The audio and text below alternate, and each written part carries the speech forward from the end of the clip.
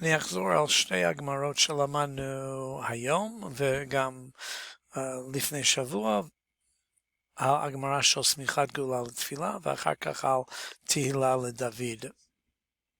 הגמרא מתחילה אמר מר, שזה ציטוט או שמביאים מה שלמדנו בברייתא מקודם או במשנה, in this case זה בברייתא, שכתוב בברייתא קורא קריאת שמע ומתפלל.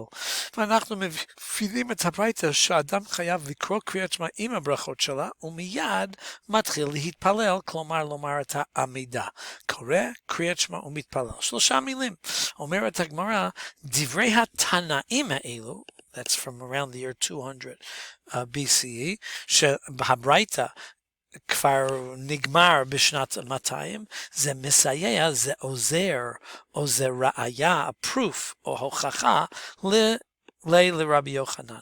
רבי יוחנן היה אמורה, הוא היה בזמן הגמרא, ואם יש לנו דבר מברייתא שאומר אותו דבר כמו רבי יוחנן, זה עוזר לו, זה סיוע, זה ראיה לדברי רבי יוחנן. It's not just him saying it in the year, let's say 250, אלא זה כבר נאמר לפני כן בזמן התנאים, זאת אומרת שזה נכון, זה ראיה לדברי רבי יוחנן. רבי יוחנן אמר, דאמר רבי יוחנן, איזה הוא בל עולם הבא, מי יקבל עולם הבא? הסומך גאולה לתפילה של ערבית, שבערבית הוא גם יסמוך גאולה לתפילה. מה פירוש יסמוך גאולה לתפילה? אז למדנו כבר שגם בערבית וגם בשחרית יש ברכות קריאת שמע מסביב לקריאת שמע, והברכה שמיד אחרי קריאת שמע בשחרית זה ברוך, זה נגמר עם ברוך אתה השם גאל ישראל. הפירוש של המילה גאל זה פדה או הוציא מעבדות, to free someone, to redeem them מהעבדות. כמו שאנחנו אומרים, אמת, ממצרים גאלתנו השם אלוקינו, מבית עבדים פדיתנו. הוא גאל אותנו ממצרים, הוא פדה אותנו ממצרים, he redeemed us, או הוציא אותנו מעבדות מצרים. וגם בערבית אומרים דברים דומים, ברוך אתה השם גאל ישראל, ומיד אחרי זה מתחילים את התפילה, סמיכת גאולה לתפילה בערבית, סמיכת גאולה לתפילה בשחרית. ואמרנו על פי דברי רבינו יונה בסוף הגמרא פה, בסוף הגמרא רבינו יונה מסביר שכשאני מסמיך גאולה לתפילה, כשאני אומר ברוך אתה השם גאל ישראל מיד לפני העמידה, אני מסביר לעצמי, אני אומר להשם גם, שאני מאמין שכמו שהשם עזר לנו בעבר, שבמצרים הוא הוציא אותנו, למה הוא הוציא אותנו? כי התפללנו להשם, והשם הקשיב לתפילתנו, ועשה מה שביקשנו. כמו שעשה את זה בעבר, we're about to say לתפילה, וזה אומר שמה שאנחנו עומדים עכשיו לבקש על ההווה שלנו, על רפואה, על דעת, על סליחה מהעבירות שיש לנו, ועל פרנסה שיש לנו, ברך עלינו, כל הברכות האלו על ההווה, השם גם ישמע לתפילתנו. That's what we're saying we believe כשאנחנו מסמיכים גאולה לתפילה. We connect our past, העבר שלנו, להווה שלנו, וגם לעתיד שלנו. כי הרי בברכות העמידה גם אומרים תקע בשופר גדול לחירותנו. השם תוקע בשופר, בזמן המשיח, השם יקבץ נדחי עמו ישראל, יביא את היהודים לארץ, which we actually see today happening. השם יביא את בית המקדש ולירושלים, ערך ברחמים תשוב. זה העתיד שלנו. את צמח דוד, הוא יביא את משיח בן דוד. כל זה העתיד שלנו. אז כמו שבכל דבר ביהדות, אם אנחנו מסמיכים גאולה לתפילה, we're demonstrating שהעבר שלנו זה מלמד אותנו על ההווה, כמו שהוא שמע לתפילתנו בעבר, גם בהווה וגם בעתיד הוא יעשה כך. That's an important principle in Judaism, ולכן כתוב שהוא בן עולם הבא. עד כאן הבוחן שיהיה מחר, מחרתיים, depending on what class you're in, בכיתה שלי. אבל היום גם למדנו דברי רבי אלעזר אמר רבי אבינה, שגם כן אמר דבר שמבטיח לאדם שיקבל עולם הבא. אבל פה אמר רבי אבינה, אמר רבי אלעזר, אמר רבי אבינה, בשם רבי אבינה, in other words, כל האומר תפילה לדוד, תהילה לדוד בכל יום, 3 פעמים, מובטח לו שהוא בן עולם הבא. אם אדם אומר את הפרק הזה בתהילים, תהילה לדוד, שזה פרק קמ"ה בתהילים, אם אדם אומר את זה כל יום, 3 פעמים ביום, הוא יקבל עולם הבא. And we're about to see why. But לפני זה, בואו נראה על מה מדובר. מה זה תהילה לדוד? זה הפרק קמ"ה בתהילים, שאנחנו אומרים כל יום אחרי 3 פסוקים אלו. Really, תהילים קמ"ה מתחיל תהילה לדוד, אנחנו תמיד אומרים אשרי יושבי ביתך, או יהללו חסלה, אשרי העם שככה לו, אשרי העם שהשם אלוקיו. אשרי פירושו שאדם הוא fortunate. We are very fortunate שיושבים בבית השם, שאנחנו הולכים לבית הכנסת, או שאנחנו באים לבית המקדש when we used to be able to. They are fortunate. או יהללו חסלה, והם יתפללו להשם וישבחו את השם. We're going to praise השם בגלל שאנחנו קרובים להשם. And that's אשרי העם שככה לו. אשרי העם, fortunate, זה העם, הנation שלנו, שאנחנו קרובים להשם, שככה לו. We have this kind, ככה, of relationship עם השם. אשרי העם שהשם אלוקיו. Fortunate is the nation שהשם הוא האלוקים שלו. Really, God's everyone's God.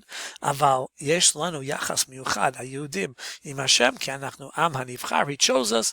That's a topic for another day. But first אנחנו עם אשרי, עוד פעם אשרי, עוד פעם אשרי. למה אומרים אשרי 3 פעמים לפני תהילה לדוד? להדגיש את הרעיון הזה, שכשאומרים את זה כל יום, 3 פעמים ביום, אנחנו מאושרים, we are fortunate, ואנחנו מקבלים עולם הבא.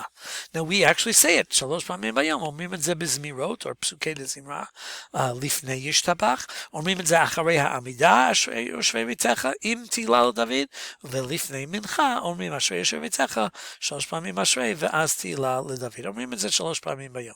שואלת הגמרא, מדוע מה מיוחד בפרק הזה תהילה לדוד שהוא מקבל עולם הבא אם אומרים את זה 3 פעמים ביום? אז הגמרא תיתן 2 תשובות אפשריות, 2 possibilities, והיא מתחילה עם המילה אילמה. והגמרא מתחילה את 2 התשובות עם המילה אילמה. אילמה זה תמיד מילה שאומר אם תאמר, אם אתה רוצה לומר סיבה זאת, זה נותנת אפשרות לתשובה, a possibility לתשובה, אולי זה התשובה, בדרך כלל הגמרא תשאל על זה, ולכן כתוב אילמה. אם תגיד כך, יש לנו בעיה. אז אומרת הגמרא, מהי טעמה? מה הטעם, מה הסיבה תהילה לדוד זה כל כך חשוב. אילמה משום דעתיה, באלף בית, אם זה בגלל שמזמור תהילה לדוד, תהילים קוף, מם, ה' מתחיל עם א', ב', ג', ד', ה', ו', ז', שכל האלף ב' זה בהתחלת כל פסוק באשרי. אם זה הסיבה, and we'll explain tomorrow למה זה חשוב, אם זה הסיבה, נעימה, אז היינו צריכים לומר פרק אחר, אשרי תמימי דרך, דעתי בתמנה אפן. אשרי תמימי דרך זה תהילים ק"ט, שלא רק שיש בו א', ב', ג', ד', etc., אלא יש פה 8 פסוקים של א', 8 פסוקים של ב', etc. תהילים ק"ט זה תהילים מאוד ארוך, 176 פסוקים, כי זה 8 פעמים, כל אות, that's 8 times 22, אז לכן זה אולי יותר טוב, כי לא רק שיש בו א' ב', יש בו א' ב' תמנה 8 אפין 8 פעמים. אלא זה לא יכול להיות הסיבה היחידה, אלא משום דאית בי פותח את ידיך. אולי זה בגלל שבאשרי, אחד מהפסוקים העיקריים זה פותח את ידיך, הוא משפיע לכל חי רצון. השם פותח תמיד את הידיים שלו, כדי להשביע, to satisfy, to satiate, כל חי רצון, כל אדם, כל בשר ודם, כל חי רצון. השם עוזר לנו כל יום. אנחנו יודעים שההורים שלנו עושים כסף, הולכים לעבודה, קונים את האוכל, אבל אנחנו מאמינים שהשם הוא מאחורי זה. פותח את ידיך, הוא משפיע לכל חי רצון. אולי זה הסיבה שזה חשוב לומר תהילה לדוד כל יום בגלל הפסוק הזה. אולי לא. נעימה הלל הגדול. אולי היינו צריכים לומר פרק אחר בתהילים, פרק קל"ו,